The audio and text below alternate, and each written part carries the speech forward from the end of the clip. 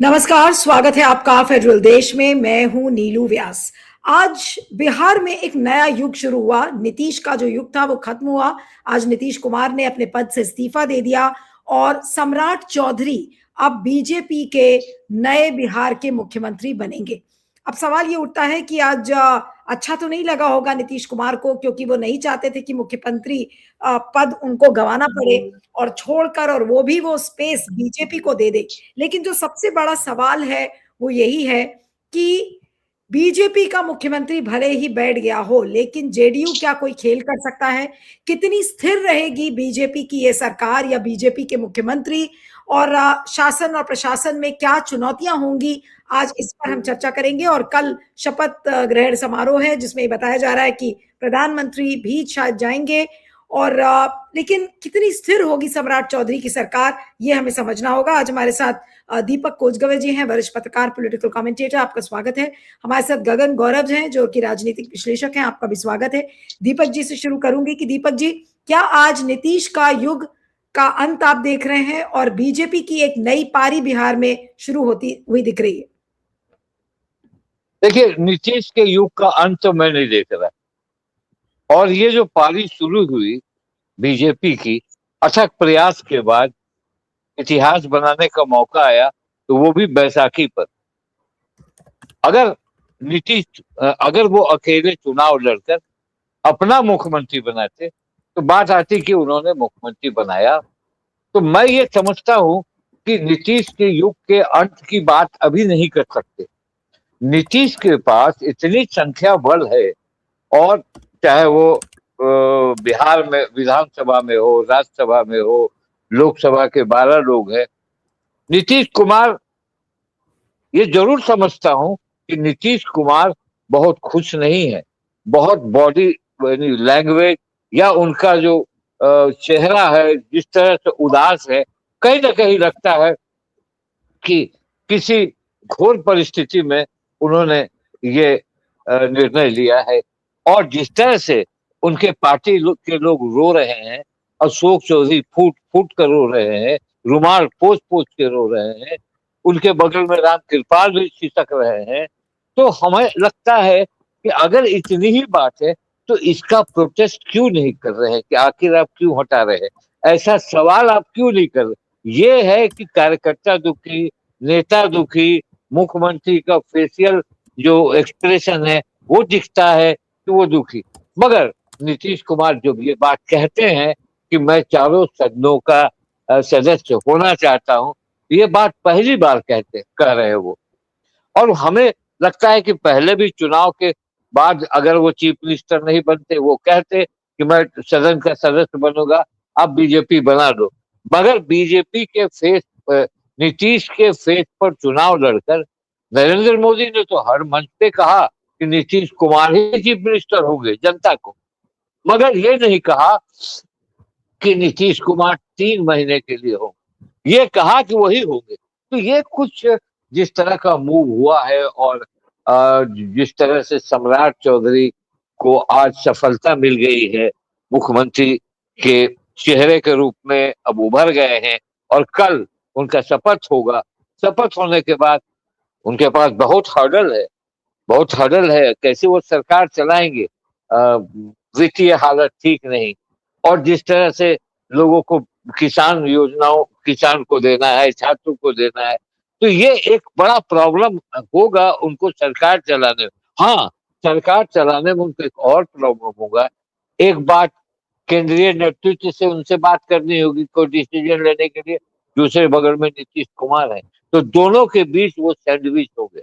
तो मेरा ये कहना है कि नीतीश कुमार पहली बार जो 3 मार्च को 2000 में चीफ मिनिस्टर हुए थे बिहार के 7 दिन के लिए, उसके बाद लगातार नीतीश कुमार है।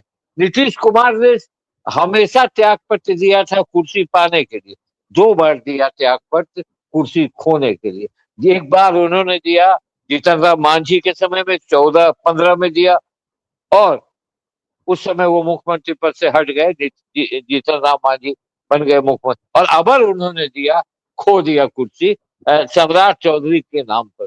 तो नीतीश कुमार कहीं ना कहीं कुछ प्रेशर में तो नहीं है, ये आम बात है। उनके लोग कहते हैं, उनके कार्यकर्ता बोलते हैं कि नीतीश कुमार कहीं प्रेशर में आ गए।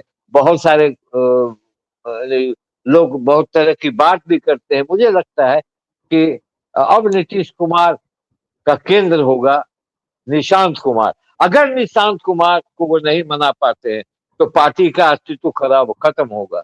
इसीलिए कि निशांत कुमार हर हाल में अगर संगठन में आते हैं मगर सरकार में नहीं आते हैं तब भी दिक्कत है, क्योंकि नीतीश कुमार राष्ट्रीय अध्यक्ष हैं। और आगे अब जब आप कमजोर होने लगते हैं तो आपके शरीर में तरह तरह की बीमारियां ग्रसित करने लगती है आपको। तो वही हाल है कि आप अगर अब लग रहा है, हालांकि कमजोर नहीं है नीतीश कुमार। नीतीश कुमार पूरी तरीके से संगठन का काम करेंगे। लोग कहते हैं, हम लोग भी कहते हैं कि मेंटली वो ठीक नहीं है, कुछ अटपटा काम बात बोलते हैं, कभी कभी कुछ बोल जाते हैं, मगर जब उनको काम आता है तो वो सवेरे से निकल पड़ते हैं। तो आने वाला समय देखिएगा नीलू जी कि बिहार में कल शपथ होने के बाद जो डिप्टी सीएम शपथ लेते हैं या निशांत लेते हैं, ये बड़ा टर्निंग पॉइंट है। और उसके बाद कितने मंत्री सब शपथ लेते हैं, मुझे लगता है कल मंत्रियों की संख्या कम होगी। हो सकता है खाली बीजेपी और जेडीयू के बीच का शपथ ग्रहण समारोह हो। बाद में बंगाल चुनाव जब बंगाल के चुनाव परिणाम जब 3 मई को निकल जाएगा तब बिहार पर लंबे तरीके से वो मंत्रिमंडल का विस्तार होगा। मगर जो भी हो, नीतीश कुमार का जो युग कहते हैं, ठीक है, उम्र का तकाजा होता है। शारीरिक रूप से हम भी कमजोर होंगे, आप भी कमजोर होंगे, मगर 75-76 साल को उम्र नहीं होता आज की तारीख में। और नीतीश कुमार अभी भी काम कर सकते हैं, काम करेंगे, बशर्ते उनके पार्टी में कोई भेदिया कहीं कोई ऐसा काम ना कर जाए जिससे जेडीयू के पार्टी को परेशानी हो और पार्टी टूट भी सकती है। आपको याद होगा, टूटने के नाम पर नीतीश बड़े नाराज होते हैं। जब उन्होंने बीजेपी का साथ छोड़ा था, जिस समय आरसीपी मंत्री बन गए थे, उनको लेकर आसाम में बैठक हो रही थी बिहार के चुनाव को बिहार के सरकार को गिराने की, तोड़ने की। ये नीतीश को जानकारी हो गई थी, नीतीश ने तुरंत साथ छोड़ा। तो देखिए, अभी 4 साल है सरकार बिहार को, 4 साल में क्या क्या होगा ये मैं नहीं कह सकता, मगर नीतीश को नाराज करके दिक्कत होगी। हाँ, ये हो सकता है कि बीजेपी एक जिस नाम से जानी जाती है कि भाई तोड़ देना, तो अब 117 उम्मीदवार उनके साथ एमएलए अभी हैं, 117। अगर नीतीश हटते हैं तब चिराग पासवान, मांझी और उपेंद्र कुशवाहा को मिलके 117 होते हैं, 122 है। तो ये जुगाड़ तंत्र हो सकता है, इसीलिए जेडीयू को थोड़ा खतरा है। और सबसे बड़ी बात है, विपक्ष कमजोर है, जिसका फायदा भरपूर उठाया। आपको एक चीज बता रहा हूँ, लोगों ने कहा कि बीजेपी के बड़े नेता से मेरी बात हो रही थी, उन्होंने कहा बीजेपी अपने वादे से मुकरती नहीं है। नीतीश कुमार को जब 43 सीट आया तब भी उनको मुख्यमंत्री बनाया, और 85 आया तब भी मुख्यमंत्री बनाया। हमने कहा कि 43 आया, उस समय ऑप्शन था नीतीश को पलट जाने का, क्योंकि उस समय अपोजिशन स्ट्रांग था, और अभी अपोजिशन स्ट्रांग नहीं है, पलटने का भी फिलहाल चांस नहीं है। बीजेपी ने अवसर का फायदा उठाया। तो ये सारी बातें हैं बिहार में। आप देखेंगे आज की ये में सम्राट चौधरी, जिसके किस्मत नाम है सम्राट, हो गए सम्राट। तो जिसके किस्मत में जो लिखा होता है वो होता है। मगर बीजेपी के अंदर देखना होगा 1-2 महीने, क्या क्या बीजेपी के अंदर क्या होता है, ये भी देखने वाली बात होगी। अब मैं गगन के पास आती हूँ कि गगन, जो जेडीयू के अस्तित्व को लेकर बहुत बातें हो रही हैं, आपको क्या लग रहा है कि मान लीजिए कि निशांत कुमार को डिप्टी चीफ मिनिस्टर नहीं बनाया गया, क्या उस सूरत में आपको लगता है कि जेडीयू एज अ पार्टी टूट सकती है? और ये मंशा तो लोग जता ही रहे, और ये लोगों के मन में ये डाउट है कि कहीं ऐसा ना हो कि बीजेपी धीरे धीरे करके जेडीयू को निगल ले। जी देखिए, नीलू जी, इसमें कोई शक नहीं है कि जो बिहार में जो भी क्षेत्रीय पार्टियां हैं वह व्यक्ति विशेष के चेहरे पर चलने वाली पार्टियां हैं और जदयू भी उन्हीं पार्टियों में से एक है। तो निसंदेह नीतीश कुमार जी के बाद जदयू का क्या होगा और जदयू कितनी खड़ी रह पाएगी यह तो आने वाला वक्त बताएगा। लेकिन अब लगभग यह पिक्चर तो साफ है। देखिए, वर्तमान अभी जो हो रही सरकार गठन हो रहा है, यह सही है कि भाजपा के पास मुख्यमंत्री की कुर्सी जा रही है, लेकिन यह भी सही है कि लाख कोशिश करती रह गई बीजेपी की सेंट्रल टीम, लेकिन सम्राट चौधरी के नाम को वो नहीं रोक पाई। जबकि भाजपा में यह जो भाजपा की कोर टीम है वो चाहती थी, कई 2-3 नाम आए, उनके साथ मुख्यमंत्री पद के लिए जाना चाह रही थी, लेकिन चूंकि नीतीश कुमार जी अड़े रहे कि उनका उत्तराधिकारी सम्राट होंगे, तो सम्राट बन रहे हैं। तो अभी एनडीए में नीतीश कुमार की चल रही है, यह तो नहीं कह सकते हैं कि वो दरकिनार हैं। और यह मैंने पहले भी कहा है, आपके शो पर भी कहा है, नीतीश कुमार जी जो केंद्रीय राजनीति में जा रहे हैं यह अपनी इच्छा से जा रहे हैं, कोई बहुत दबाव के साथ नहीं जा रहे हैं। एक और चीज बिल्कुल स्पष्ट मानिए, जो निशांत कुमार जी के उप मुख्यमंत्री बनाने की बात हो रही थी, नीतीश जी इसको कभी खुलकर स्वीकार नहीं किए। पार्टी कार्यकर्ताओं का दबाव था और हमें नहीं लग रहा है कि यह डायरेक्ट अभी अपने सर पर यह ब्लेम लेंगे। अगर बनेंगे भी तो हमें लग रहा है कि डिप्टी सीएम विजय चौधरी और विजेंद्र यादव जी बनेंगे। और चूंकि विजेंद्र जी की उम्र बहुत ज्यादा है, तो कुछ समय बाद हो सकता है कि उनके जगह पर निशांत बन जाएंगे। लेकिन यह दाग भी हमें नहीं लग रहा है कि नीतीश कुमार अपने सर पर लेके चले जाएंगे कि हम जाते वक्त जो हर दिन जिस चीज का विरोध किया और लास्ट में क्या हुआ कि अपने बेटे को आगे बढ़ा दिया। तो जो ये पॉलिटिकल जो ब्लेम लगता है वंशवाद का, हमें लग रहा है कि उससे भी यह बचने की एक सदी हुई कोशिश है।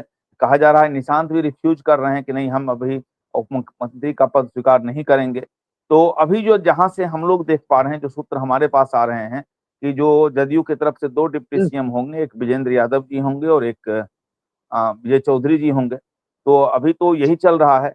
बाकी देखिए, जदयू के पास अभी अच्छी खासी सीट है, 85 सीट है। तो ये तो 25 से 30 तक के सरकार में लगभग बराबर की भूमिका है और मंत्रालय भी ठीक ठाक मिलेगा। जैसे पहले जदयू और भाजपा की स्थिति को आप उलट दीजिए, यह रहेगा। दूसरी बात है कि नीतीश कुमार जी अगर स्वस्थ रहे तो उनकी पूरी कोशिश होगी जो 2029 का चुनाव है, 2029 के चुनाव में दमखम के साथ जदयू को कम से कम 15 से 18 लोकसभा का सीट दिलाना, ताकि अगर वहां पर, क्योंकि अगले चुनाव में जिस तरह से इस बार केंद्र की चुनाव हुई थी, तो अगला चुनाव और बीजेपी के लिए थोड़ा सा टफ होगा। वैसे स्थिति में अगर किसी भी लोकल पार्टी के पास कुछ सीटें रहती है और खास करके वो 10-15 सीटें होती है, तो उसका थोड़ा सा महत्व रहेगा। और अगर जदयू ले आती है उस समय, तो फिर 34 तक जदयू की स्थिति होगी। तो अभी हम लोग जहां से देख पा रहे हैं कि 2034 तक तो दिख रही है। हाँ, 30 के चुनाव में जदयू कैसा करेगी यह डिपेंड करता है कि तब तक क्या कोई लीडरशिप डेवलप हो पाएगा जदयू में, क्या जदयू में कोई नंबर 2 उभरेंगे कि निशांत कुमार जी नेतृत्व देंगे, कितना प्रखर नेतृत्व देंगे, कितनी सधी हुई जिम्मेवारी लेंगे, कितना वो तैयार हैं इसके लिए, यह सब कुछ अभी बहुत खुल करके सामने नहीं है और अभी उन पर ट्रायल नहीं हुआ। ऐसा नहीं है कि अब पिता मुख्यमंत्री थे तो वो लंबे समय से मंत्री रहते या पार्टी का ही कामकाज देख रहे होते, तो उनके बारे में थोड़ा सा ये कहा जा सकता था। लेकिन अभी यह जरूर है कि जो जदयू के कोर वोटर्स हैं, जदयू के जो कार्यकर्ता हैं, वो काफी इमोशनल हैं। तो अभी जो बातें हो रही है जदयू में, पूरी तरह से सिंपैथी की बातें हो रही है, हर कोई इमोशन में है। अभी अगर नीतीश कुमार जी कुछ भी कर दें, किसी के सर पे हाथ रख दें, तो वो हो जाए, इस तरह का माहौल है। तो यह इमोशन समय के साथ घटेगा। अब जैसे जैसे देखिए, यह तो अभी है कि लंबे समय से मुख्यमंत्री रहे हैं, बिहार को बनाया है, सजाया है, पार्टी में एकमात्र सर्वे सर्वा नेतृत्व हैं। तो अभी जो ये इमोशन है, अब क्या होगा जब पावर का ट्रांसफर होगा, जब लोग नई जिम्मेवारी में जाएंगे, तब धीरे धीरे धीरे धीरे यह जो संवेदना का स्तर है वो घटेगा। और उसके बाद पार्टी में न्यूक्लियस कहाँ शिफ्ट होगा, क्या नीतीश कुमार जी लंबे समय तक न्यूक्लियस खुद रहेंगे, स्वास्थ्य कितना साथ देगा, या जो भी और भी कुछ पार्टी के जो बड़े लोग हैं, ललन सिंह हैं या मनीष जी हैं जो पार्टी महासचिव हैं, और भी जो पार्टी के बड़े नेतृत्व हैं, वो क्या अपनी और चीजों को खींचने की कोशिश करेंगे, वो क्या खुद को आगे करने की कोशिश करेंगे। तो हमें लग रहा है कि जदयू यहाँ से एक संक्रमण काल में चलेगा और आने वाले कुछ समय में पता चलेगा कि जदयू का क्या लेवल रह जाता है। यह भी बड़ी बात नहीं है कि जदयू, देखिए जदयू में दोनों तरह के लोग हैं। एक बड़ा धड़ा है जो भाजपा के साथ रहना चाहता है, जदयू के बहुत सारे ऐसे लोग हैं जो सोशलिज्म कंसेप्ट के हैं और वो राजद को ज्यादा पसंद करते हैं। तो कहने के लिए यह भी हो सकता है कि अगर मुख्यमंत्री जी का बहुत सक्रिय नहीं रहे, स्वास्थ्य साथ नहीं दिया, तो ऐसे स्थिति में जदयू टूट भी सकती है, जदयू विलीन भी हो सकती है। तो यह आने वाला वक्त बताएगा। अगर निशांत जी जिम्मेवारी नहीं ले रहे हैं तो जदयू संक्रमण काल में जा रही है और अगला जो 2 से 3 वर्ष है यह तय करेगा कि जदयू की दिशा। अभी तत्काल सरकार में जदयू रहेगी, इसमें कोई दिक्कत नहीं है, लेकिन जदयू अपने इस कैपेसिटी में कब तक रहेगी। अभी तो चलिए सीट आ गई है तो हैं ही आप, और इतना कम सीट नहीं है कि तोड़ करके कुछ लोग इधर उधर हो जाएं। 85 सीट बहुत होता है, भाजपा से महज 4 सीट कम है, तो लगभग बराबर की पार्टी है। लेकिन 2029 में लोग किधर रहेंगे, 2030 में लोग किधर रहेंगे, उस समय कितने लोग पाला बदलेंगे। क्योंकि जो जिस ट्रम्प कार्ड पर नीतीश जी के साथ इसलिए उतने लोग जुड़े रहते थे क्योंकि नीतीश जी उसको सत्ता में बनाए रखते थे। सबको बिल्कुल। पता था कि ये कितने भी कमजोर हैं, लेकिन एक सत्ता का मजा तो है। जदयू लगातार पिछले 2 दशक से सत्ता का मजा ले रही है। तो जदयू के कार्यकर्ता तमाम आपसी विरोध गतिरोध के बावजूद नीतीश कुमार जी के नाम पर एकजुट रहते थे, उनको अभिभावक मानते थे, उनकी बातों को सुनते थे, क्योंकि उनको पता था कि इसी व्यक्ति के कारण हम सत्ता में हैं, इस व्यक्ति के चेहरे पर हम सत्ता में। लेकिन अब जब वह चेहरा स्नेह स्नेह हटेगा, स्नेह स्नेह वो जो है अब पावर का न्यूक्लियस बदलेगा, तब जदयू में जो आउटर रेबिट वाले लोग हैं, जो बहुत बहुत समीकरण से भी लोग आते हैं, सब तो न्यूक्लियस में नहीं है, सब तो बहुत ज्यादा आजकल के कोई पार्टी में नहीं कहा जा सकता है कि सारे लोग बहुत लॉयल हैं। तो अब ये देखना होगा कौन किधर छिटकते हैं। तो हमें लग रहा है 2028 के बाद देखना दिलचस्प होगा। अभी 2 साल ठीक ठाक चलेगा, लेकिन 2028 के बाद देखना दिलचस्प होगा कि क्या जी। जदयू एज ए पार्टी रहेगी या जदयू नीतीश कुमार की थी और नीतीश कुमार की होकर रह जाएगी। बिल्कुल, आपने सही कहा। 2029 के चुनाव के मद्देनजर बहुत चीजें हो सकता है बदल रही हों, लेकिन एक बड़ा सवाल है दीपक जी कि क्या नीतीश कुमार अपनी पार्टी को एकजुट करके रख पाएंगे? क्या पता कि उनके बहुत सारे जो लोग हैं वो बीजेपी में चले जाएं, पाला बदल जाए, फिर नीतीश कुमार के लिए क्या चैलेंजेस हैं और साथ में नीतीश कुमार के साथ साथ बीजेपी के लिए क्या दिक्कतें आप देखते हैं? भाई, एक ऐसे राज्य में बीजेपी ने अपना मुख्यमंत्री बनाया है जहां पर एक लंबे समय से बीजेपी का, इनफैक्ट पहली बार तो बीजेपी का मुख्यमंत्री बना है और राज्य को भी आदत नहीं है बीजेपी के मुख्यमंत्री रहने की, तो समीकरण किस तरीके से पॉलिटिकली और सोशली भी बदलेगा? बीजेपी के लिए क्या चुनौतियां हैं? देखिए, बीजेपी के लिए जहां तक चुनौती की बात है, बीजेपी हमेशा नीतीश कुमार के फोल्ड में रहना चाहेगी। नीतीश, देखिए, ये जो ये जो अरेंजमेंट टेम्पररी है।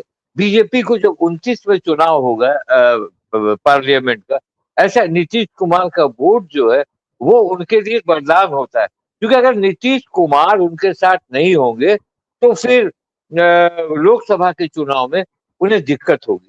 तो इस हिसाब से वो नीतीश कुमार को प्यार से सहला के, जिसको हम लोग बिहार में कहते हैं फुसला के, तो रखेंगे। और नीतीश कुमार अपने पार्टी को एक, जिस तरह से आपको कहते हैं कि मजबूती और मानने की कोशिश करेंगे।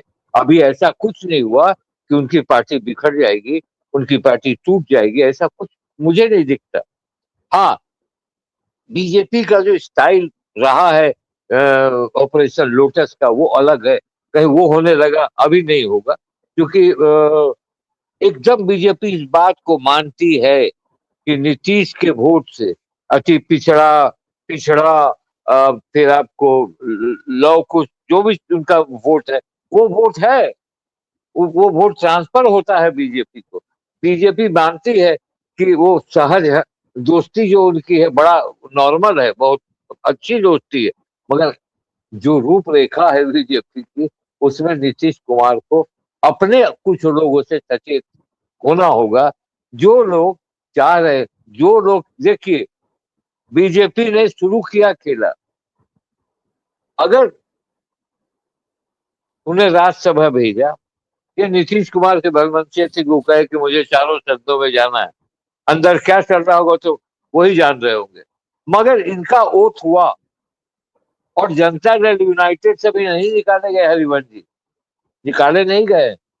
फिर जनता दल यू राष्ट्रपति से नॉमिनेट करा दिया तुरंत और शपथ भी दिला दिया उससे। ये बात बड़ी आग की तरह फैली।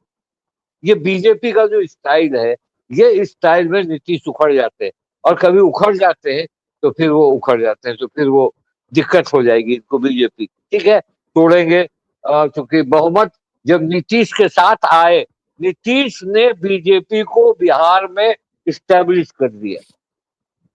अगर नीतीश नहीं होते, नीतीश के साथ गठबंधन नहीं होता, तो बीजेपी स्टेब्लिश होती।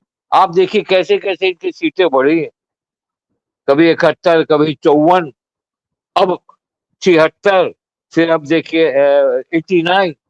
तो बीजेपी को तो आपने स्टेब्लिश कर दिया नीतीश जी। आप आरजेडी के पास गलती आपने की, आप आरजेडी पे जाके जो आपका आइडियोलॉजी था शुरू का, वो आइडियोलॉजी आपको कहाँ मिलता था? वो मिलता था आरजेडी बिल्कुल। में, कांग्रेस में, लोहिया विचारधारा से आप ओत प्रोत थे। मगर आपने अपने विचारधारा को बाउंस कर दिया इधर, जहां आपके विचारधारा मिलते नहीं। हमेशा आप कभी कभी जैसे 3C, communalism, corruption and crime, communalism से नीतीश कुमार को अल्पसंख्यकों के बीच पसंद किया जाता रहा, क्योंकि उनके आप एकदम विपरीत जो हवा है उसमें आएंगे, तो विपरीत हवा में तो आप चल नहीं पाएंगे। तो ये नीतीश कुमार ने एक भूल की, और नीतीश कुमार एक कद्दावर नेता, और नरेंद्र मोदी से पॉलिटिक्स में सीनियर, बहुत सीनियर, सीनियर ही नहीं, बहुत सीनियर। जिस समय नरेंद्र मोदी आडवाणी जी की रथ को लेकर बिहार आए थे, मैं गवाह हूं, उस समय नीतीश कुमार संसद में थे। उस समय विधानसभा और संसद की यात्रा कर चुके थे, रेल मंत्री थे। क्या हो, नीतीश कुमार ने अपने आप को एकदम श्रिंक कर दिया। उनके अपने खास दोस्तों से मेरी बात होती है, जो कुछ लोग मेरे करीब के, उन लोग भी आश्चर्यचकित थे कि नीतीश जी को क्या हो गया। तो ये सारी बातें, मगर नीतीश जी अपने पॉलिटिकल ये में बहुत चतुर माने जाते हैं। उनकी आंखें चलती है, उनकी नजरें होती हैं, और अपने पार्टी को वो बिखरना नहीं देना चाहते। चाहे उसके लिए आरसीपी का त्याग हो जाए, चाहे उसके लिए जॉर्ज फर्नांडिस से त्याग हो जाए, चाहे शरद यादव का त्याग हो जाए, मगर वो अपने पार्टी को बनाकर रखना चाहते हैं। वही अभी करेंगे। और इतनी बात नहीं है कि पार्टी बिखर जाएगी, टूट जाएगी। मायूसी है, उस मायूसी को लेकर नीतीश कुमार ने जी। कहा ना, नीतीश कुमार ने तो कहा कि क्यों चिंता करता, मैं हूं ना। तो इसका मतलब नीतीश कुमार का केंद्र जो है वो बिहार है। ये तो आप गए वहां, अब 3 दिन जाइएगा, फिर आ जाइएगा। इधर दिल्ली में रहते भी नहीं, गए और नेक्स्ट डे चले आए, शाम में चले आए। तो ज्यादातर पटना में रहेंगे। मुझे लगता है कि बीजेपी को बहुत संभल कर चलना पड़ेगा चाल, नहीं तो चाल उल्टा भी पड़ सकता है। ठीक है, 4 वर्ष अब का मैं मामला है। हाँ, अब मैं गगन से कहूंगी कि अंतिम कमेंट करें। ये जो नया युग अब बीजेपी का शुरू हुआ है, क्या ये एक स्थायी सरकार बीजेपी दे पाएगी? क्योंकि बिहार में यही रोना था कि कभी स्थायी सरकार नहीं हुई, कभी एनडीए तो कभी महागठबंधन, और पाला ही बदलता गया, और बिहार की चीजें नहीं हो पाई जो बिहार के लिए होनी चाहिए थी। क्या आप ये उम्मीद बिहार कर सकता है? बहुत संक्षेप में जी। नीलू जी, अभी जो वर्तमान स्थिति है बिहार में, सारे दलों की स्थिति देखेंगे तो एक भाजपा ही ऐसी पार्टी दिख रही है जो काफी स्ट्रांग है। राजद स्वयं के अस्तित्व से जूझ रही है, और इस चुनाव में दिखा भी। जदयू, जब तक नीतीश कुमार जी हैं तब तक तो जदयू है, उसके बाद क्या होगा उसके बाद देखने की जरूरत है। कांग्रेस का अस्तित्व नहीं है। चिराग पासवान को सीटें कुछ आती हैं, लेकिन वो भाजपा के बलबूते ही आती हैं, उनका अपना लेवल नहीं है। तो वर्तमान में अगर प्रशांत किशोर पूरी मेहनत के बावजूद भी 3-3.5% से ज्यादा आगे नहीं बढ़ पाए, तो अगर देखेंगे तो वर्तमान बिहार में भाजपा ही एकमात्र पार्टी है जो कि अपने दमखम के साथ है। जदयू दिख रही है सीटों के मामले में, लेकिन नीतीश कुमार जी के हटने के साथ जदयू आप कह सकते हैं कि सीधा 10% हैसियत में आ जाएगी। तो ऐसे स्थिति में तो हमें नहीं लग रहा है कहीं से कि अभी ही नहीं, बल्कि जैसा विपक्ष का स्थिति था, अगले चुनाव में भी हमें लग रहा है कि बहुत मुश्किल होगा। और मैं भी भाजपा मतलब कंप्लीट बहुमत में आ जाए, ये बहुत बड़ी बात नहीं होगी। तो अभी एक अस्थायी सरकार है और आने वाले समय में पूरी तरह से ये मजबूत दिख रही है, हर तरह से मजबूत दिख रही है, कहीं से भी इस सरकार को कोई दिक्कत नहीं लग रही। चलिए ठीक है, कल शपथ ग्रहण है तो देखना होगा कल प्रधानमंत्री वहां पहुंचेंगे, किस तरीके का लाव लश्कर वहां पर दिखता है। आप दोनों का बहुत बहुत शुक्रिया, दीपक जी और Gagan. Thank you so much for joining.